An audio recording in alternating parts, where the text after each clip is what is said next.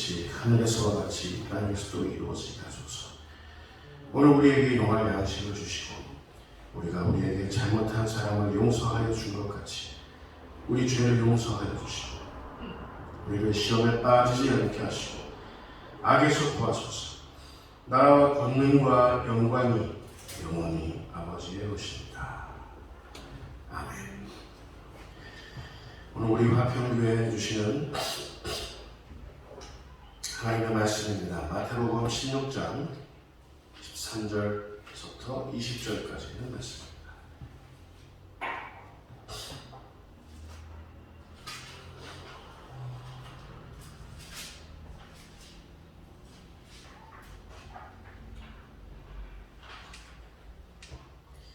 마태복음 16장 13절에서부터 20절까지 있는 말씀.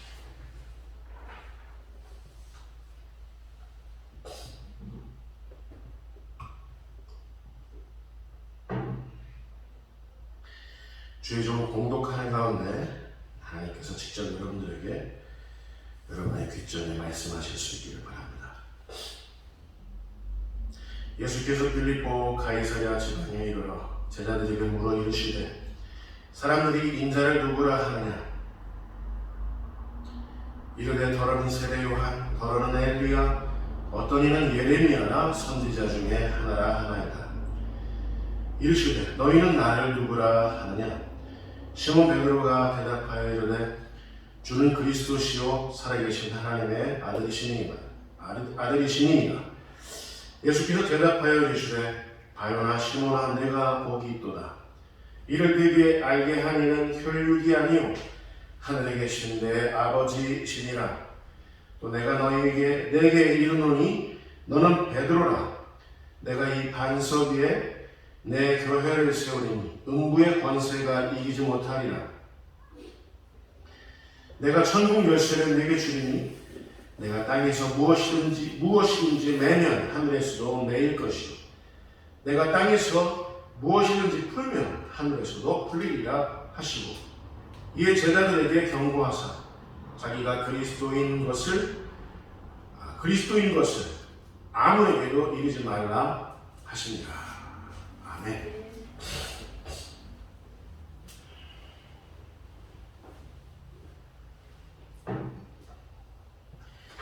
고백 그리고 교회라는 제목으로 함께 하나님의 음성을 청할 때 설교하는 저에게나 말씀 경청하시는 여러분들에게나 공히 말씀하실 수 있기를 바랍니다. 하나님은 사람의 깊은 곳까지 다 통찰하고 계십니다. 저와 여러분의 마음속 깊은 곳에 숨겨진 그 무엇까지도 다 알고 계십니다.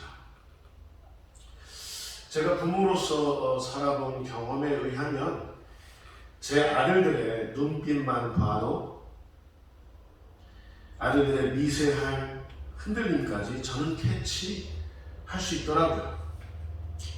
애들이 저를 속이려고 해도 속이지 못합니다. 부모를 속일 수는 없죠.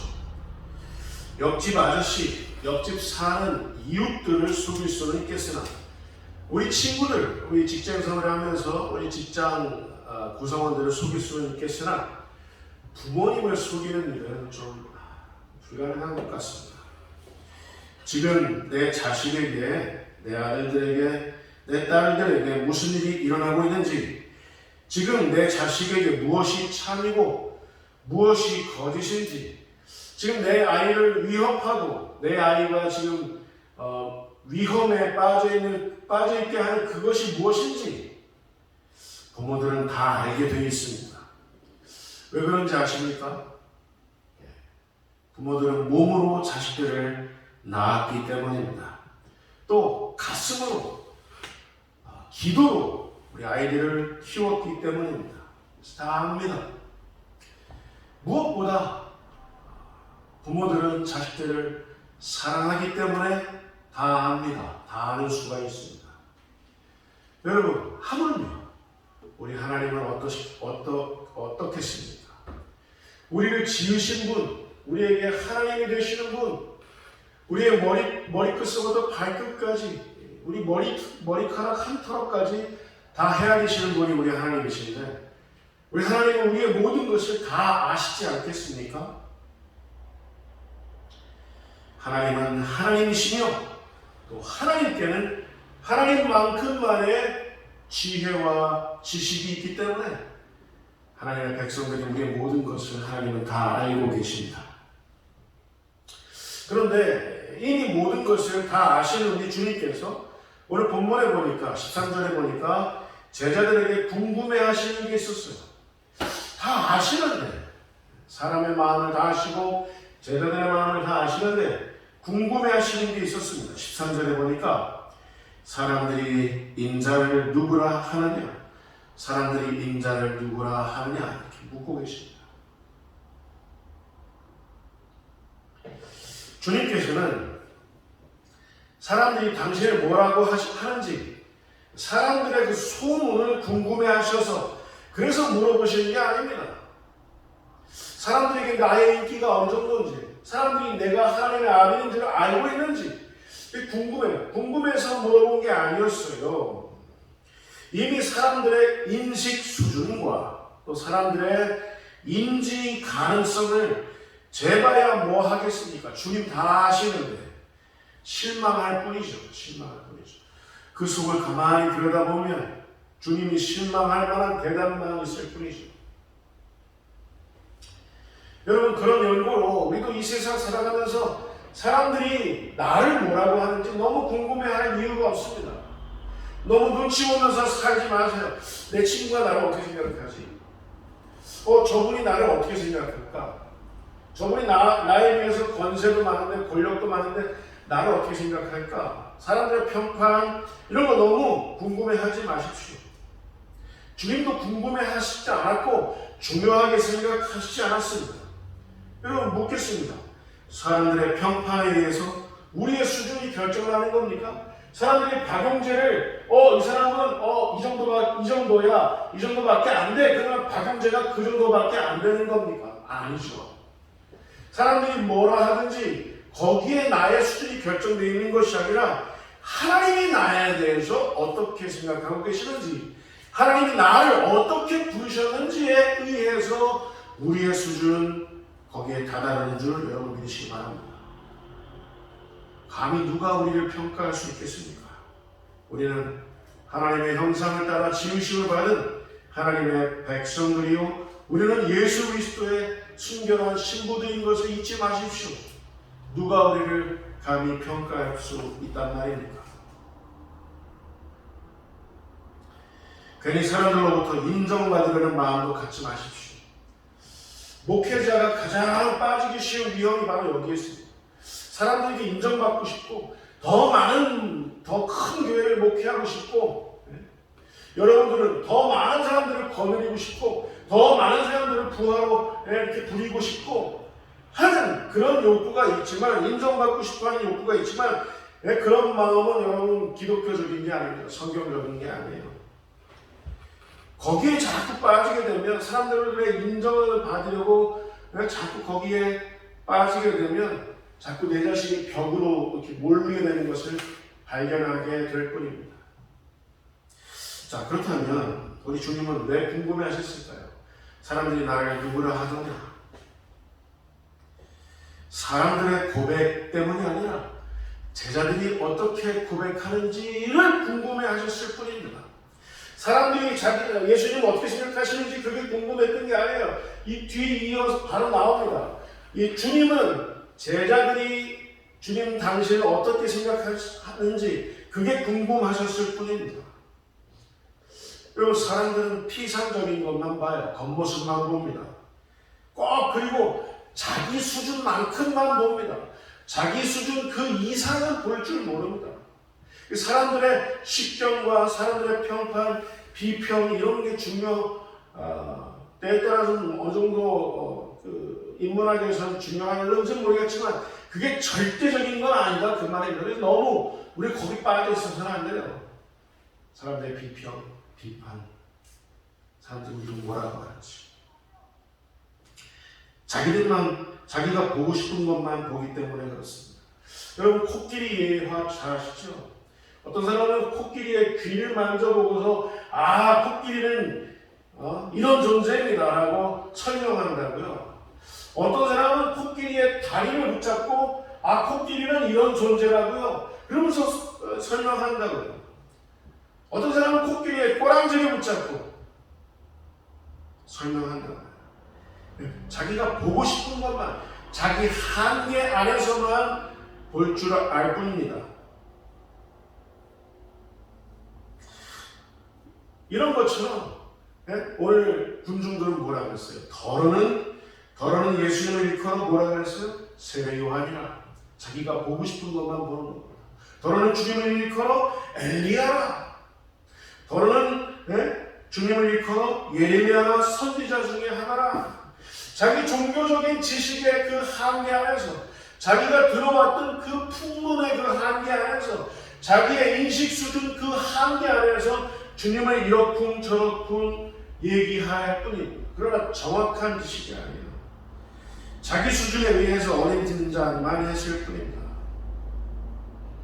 여러분, 인간의 모든 문화, 인류학적인 상상력으로 인해서 파생된 모든 학문들이 다 여기에 해당됩니다. 요새는 신학계에서 과학과 신학이 대화하는 진화론과 창조론이 서로 대화하려는 그런 움직임들이 많이 있는데, 그런 움직임은 그냥 있는가 보다 합시다. 하나님이 뭐라고 말씀하시는 게 중요하지. 우리 안에 내주하시는 성령님이 우리에게 뭐라고 말씀하시는지가 굉장히 중요하지. 사람의 상상력, 사람의 가정에 의해서 주님은 이런 분이시다, 교회는 이런 곳이다, 이 중요한 게 아닙니다. 사람의 모든 그 인식 수준에는 태생적인 한계가 있을 뿐입니다. 그러나 성경은 선언에서부터 출발합니다. 창세기 1장 1절에 보면 태초에 하나님이 천지를 창조하십니다. 선언에서부터 시작해요. 그리고 신약 성경에서 가장 신학적인 영적인 책이라고 하는 요한복음 1장 1절은 이렇게 기록되어 있습니다. 태초에 말씀이 계시니라. 이 말씀이 하나님과 함께 계셨으니 이 말씀은 곧 하나님이십니다. 선언에서부터 시작이 돼요. 성경은 선언의 책이고 뒤이어 나오겠지만 우리 믿는 자들의 고백의 책입니다. 하나님의 선언, 우리 믿는 자들의 고백과 찬양, 여기에 관한 책이 성경이에요. 성경은 하나님의 선언과 하나님 사람들의 고백으로 이루어졌습니다. 고로 주님께는 제자들의 고백이 너무 중요한 겁니다. 그래서 물어본 겁니다. 사람들이 인자를 누구라 하느냐? 세례 요한이라, 엘리야라, 예레미야라 그렇게 하더이다. 그래? 그건 중요한 건 아니고, 그렇다면 나를 따르는, 나를 구주로 믿고 자기 자신의 하나님으로 믿는 너희들은 나를 뭐라 하느냐? 지금 나를 따르고 있는 제자인 너희들은 나를 뭐라 하느냐? 지금 예배하고 있는 우리 화평교회 성도들은 하나님을 뭐라 하느냐? 하나님께는 굉장히 중요한 대목입니다. 너희는 나를 누구라 하느냐? 그래서 그 대답을 듣고 싶으셔서 주님은 사람들은 뭐라 하느냐? 너희들은 나를 뭐라 고백하느냐? 묻고 계시는 거예요. 가장 중요한 질문이 오늘 15절에 있습니다. 너희는 나를 누구라 하느냐? 너희는 나를 누구라 하느냐? 나는 너희들을 구원하러 이 땅에 온 하나님의 아들이요, 하나님의 어린 양이요, 또 하나님의 대제사장이요, 하나님과 완전히 단절되어 있던 너희들과 하나님과의 그 관계를 회복하게 하러 온 나는 제 대제사장이요 하나님의 어린 양이노라, 하나님의 아들이노라. 이걸 주님께서 말씀하고 싶어 하시는데 제자들의 고백이 참 너무 중요한 대목이 되어버렸습니다. 제자들의 고백이 너무 중요해졌던 것이요. 여러분, 지금은 휘황찬란하고 호화롭고 압도적인 경배와 찬양이 필요한 시대가 아닙니다. 본질로 돌아가야 한다라고 많은 목사님들이 얘기하고 있습니다. 광야와 같은 곳에서, 아무도 들여다보지 않는 곳에서 홀로 피어난 그 잡초, 또 그 잡초가 피어난 꽃잎을 본 적이 있습니까? 후미진 골목에서 피어난 어떤 잡초가 있고, 또 그 잡초가 피어난 또 그 꽃잎을 본 적이 있습니까? 하나님의 영광이 모조리 거기에다 쏟아져 들어간 것 같은 그런 감동을 여러분 겪어본 일은 없습니까? 저는 그 경이로운 자태가 모든 음악적인 인간의 모든 음악적인 그런 재능들을 다 총동원해서 풀 오케스트라로, 풀 밴드로 하나님을 찬양하는 것보다 그 어느 이름 모를 잡초가 피어난 그 꽃잎이 하나님께는 더 영광스러운 것이라고 저는 생각합니다. 하나님을 하나님으로 찬양하고 하나님을 하나님으로 고백하는 그것이 더 위대하다, 그 말을 하고 싶은 겁니다. 물론 비파와 수금으로 모든 악기로 하나님을 찬양하는 건 좋은 일입니다. 그러나 하나님께서는 어쩌면 우리들의 겉모양만 그럴듯한 경배와 찬양으로 인해서 혼란스러워 하시는 건 아닌지 한 번쯤 생각해 볼 필요가 있습니다. 저는 개인적으로 수천 명 앞에서 기타를 들고 풀밴드를 갖춰서 찬양 인도해 본 적이 있는 사람이, 그리고 아무도 있지 않은 광야와 같은 거리 한복판에서 기타를 치면서 버스킹 했던 그런 경험도 있는 사람입니다. 저는 생각합니다. 뭐가 더 하나님께 영광이 될지, 뭐가 더 하나님께 아름다운 것이 될지, 뭐가 더 하나님 앞에 영광스러운 것이 될지 생각합니다. 그것은 위세에 관한 것이 아닙니다. 많은 사람들이 모였다는 것에 관련되어 있지 않습니다. 그 고백이 하나님을 하나님으로 충실하게 고백하고 있느냐 라는 것이 더 중요하다는 사실입니다. 여러분이 학생으로, 여러분이 젊은이로, 여러분이 중장년으로 하나님 앞에 어떤 고백을 하고 있는지가 지금 주님 앞에서는 굉장히 중요한 겁니다. 오늘 본문 16절을 보십시오. 베드로는 이렇게 고백하고 있습니다. 주는 그리스도시요 살아계신 하나님의 아들이십니다. 너무나도 정확한 표현입니다. 주님이 듣고 싶어 하셨던 그것을 콕 집어서 시몬 베드로가 고백했습니다. 주는 그리스도시요 살아계신 하나님의 아들이시니이다. 하나님의 자녀로 모셔드리고 또 하나님을 하나님의 가치로 인정해드리는 이 위대한 고백이 베드로의 고백이었다는 사실입니다. 여러분, 사람이 할 수 있는 가장 위대한 것은, 사람이 하나님을 향해서 할 수 있는 가장 위대한 것은 바로 뭐냐면 하나님을 향한 정확한 고백인 줄 여러분 깨달으시기 바랍니다. 오늘 예배하는 여러분들은 하나님을 어떻게 고백하고 계십니까? 여러분은 어떤 마음으로 예배하면서 어떤 마음으로 지금 하나님을 향하여 고백하고 있습니까? 여기서 하나 더 짚고 넘어가야 할 만한 한 가지 사실이 있습니다. 베드로가 참 위대한 고백을 했는데 주는 그리스도시요 살아계신 하나님의 아들이니이다. 역시 예수님의 수제자 답네. 이걸 말하고 싶은 게 아니에요. 이걸 누가 과연 깨닫게 했느냐, 누가 과연 이 고백을 하게 했느냐가 정말 중요합니다. 여러분, 우리가 그리스도인으로 이 세상을 살아가면서 하나님을 하나님으로 영광스럽게 해드리고 하나님을 하나님으로 위대하게 영광 올려드리고 하는 이런 우리의 입술의 고백이 내가 깨달았느냐 아니면 하나님이 깨닫게 하셨느냐, 이게 굉장히 중요합니다. 여러분, 우리가 할 수 있는 모든 위대한 고백은 하나님이 깨닫게 하셨다는 사실에 있다는 사실을 여러분 잊지 마시기 바랍니다. 17절에 보면 주님은 이렇게 얘기하고 계세요. 바요나 시몬아, 내가 복이 있도다. 이를 내게 알게 하니는 혈육이 아니요 하늘에 계신 내 아버지시니라. 성령님께서 너로 하여금 그 고백을 하게 하셨느니라. 이런 뜻인 줄 여러분 깨달으시기 바라요.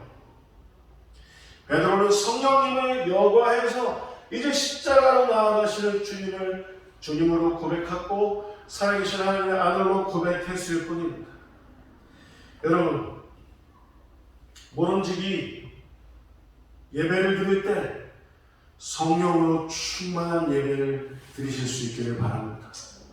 모름지기 예배를 드리실 때 성령으로 고백하는, 영으로 고백하는 여러분들의 예배가 되시기 바랍니다.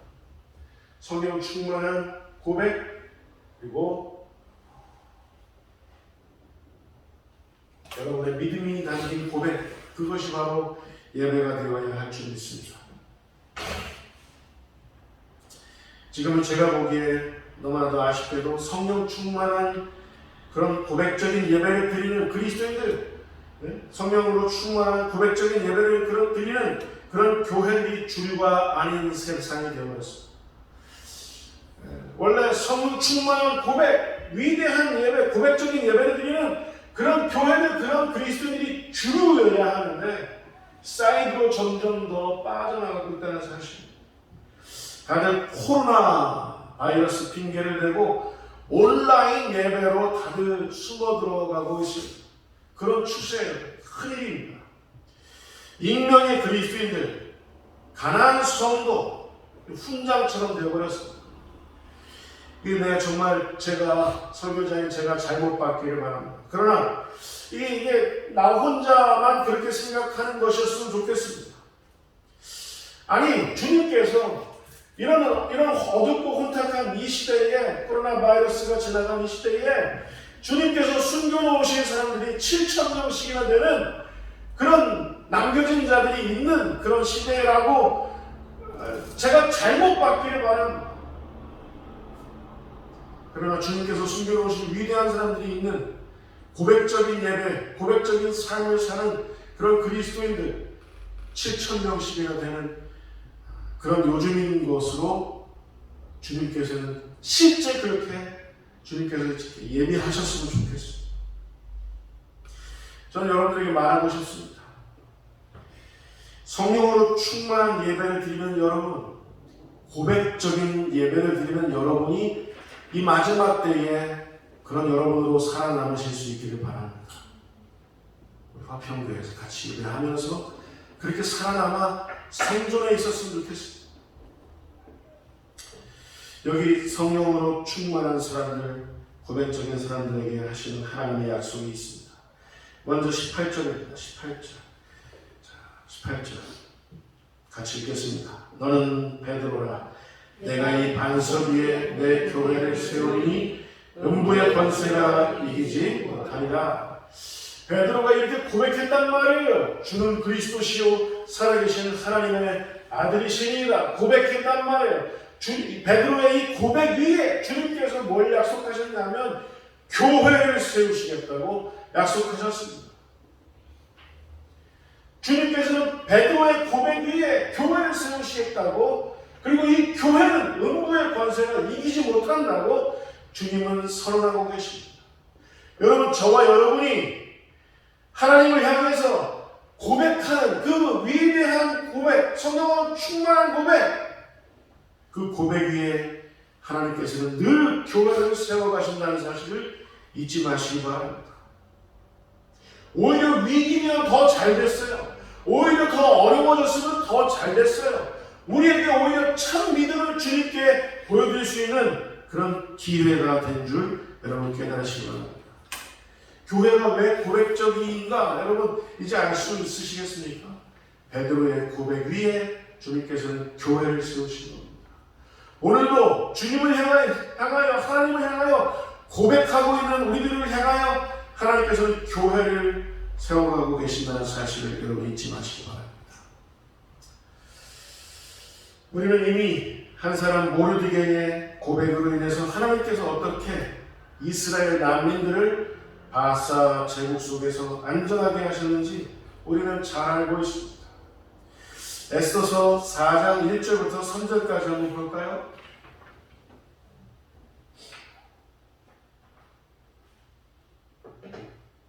베드로의 고백 위에 주님께서 교회를 세우신 것처럼 모르드게의 고백 위에 하나님께서 어떻게 이스라엘의 난민된 그 신분을 어떻게 구원하시는지 에스더서 4장 1절부터 3절까지 이렇게 기록되어 있습니다. 모르드게가 이 모든 일을 알고 자기의 옷을 찢고 굵은 베옷을 입고 죄를 뒤집어 쓰고 성중에 나가서 대성통곡하며 대궐 문 앞까지 이르렀으니 굵은 베옷을 입은 자는 대궐 문에 들어가지 못하니라. 왕의 명령과 조서가 각 지방에 이르매 유다인이 크게 애통하여 금식하며 울며 부르짖고 굵은 베옷을 입고 죄에 누운 자가 무수하더라. 여러분, 이 에스더서 4장에 모르드게의 신분이 뭔지 아십니까? 모르드게의 신분은 대궐 문직이었습니다. 하찮았습니다. 변방에 있었던 하찮은 일을 하고 있었던 그런 모르드게였습니다. 난민이었어요. 모르드게는 난민 신분의 문지기가 대궐 문 앞에서, 그것도 남의 집 지방에서 바사 제국의 대궐 문 앞에서 소복을 입고 거기서 울며 부르짖고 있습니다. 하나님의 계략에 의해서 왕께서 조서를 내려 이스라엘을 진멸케 하는 그 조서는 부당합니다 하는 그런 고백 위에 하나님께서는 역사하셔서 모르드게를 통하여 이스라엘을 구원케 하셨다는 게 에스더서의 대략적인 줄거리입니다. 여러분, 무슨 말을 하고 싶은 거냐면, 여러분, 모르드게의 고백을 통해서 하나님께서 이스라엘을 구원하셨다는 사실입니다. 여러분, 여러분의 신앙 고백을 통해서 여러분뿐만 아니라 여러분의 가족들, 또 여러분 주변의 이웃들까지도 하나님의 구원을 맛보게 되시기를 주님의 이름으로 축원을 드립니다. 저는 방금 믿음의 사람들의 그 고백과 하나님의 구원에는 연관성이 있다는 사실을 여러분에게 보여드렸습니다. 우리들의 고백과 하나님의 구원은 깊은 연관이 있다, 그 말입니다. 신앙 고백에는 구원이 있습니다. 지금도 그렇습니다. 여러분, 성령으로 충만한 고백을 오늘 이날 하실 수 있기를 바랍니다. 여러분의 삶으로 성령 충만한 고백을 하실 수 있기를 바랍니다. 그렇게 살아가시기 바랍니다. 예배를 드릴 때도 성령으로 충만한 고백을 하실 수 있기를 바랍니다. 여기에 더 위대한 사실 하나가 있습니다. 예수님께서 뭐라고 말씀하셨죠? 주는 그리스도시요 살아계신 하나님의 아들이십니다 라는 베드로의 그 고백 위에 뭘 세우셨다고요? 교회를 세우셨다고 했습니다. 고백과 교회는 뗄래야 뗄 수 없는 관계라는 사실입니다. 기억하십시오. 우리가 고백하면 우리 하나님께서는 우리 주 예수 그리스도를 머리로 하는 교회를 지금도 세우고 계십니다.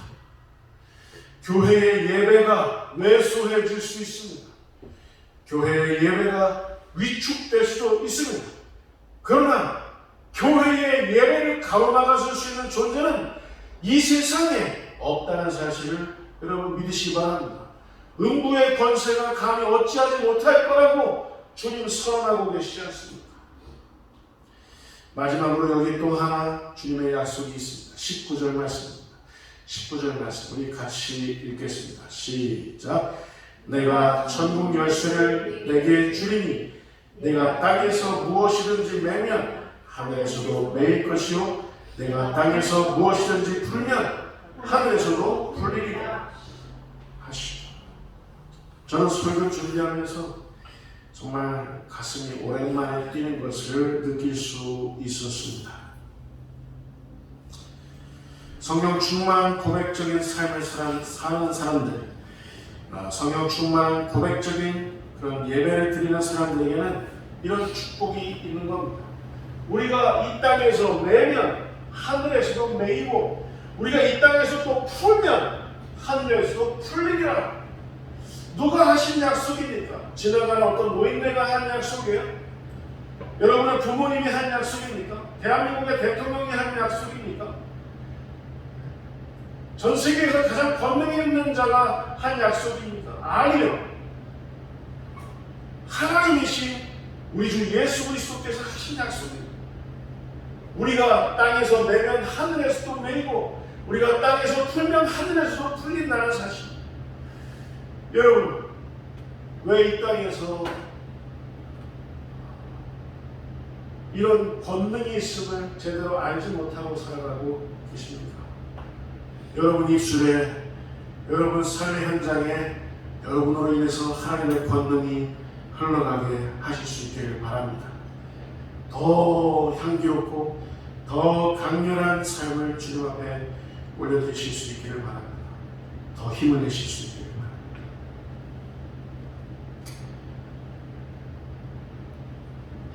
설교를 마치기 원합니다.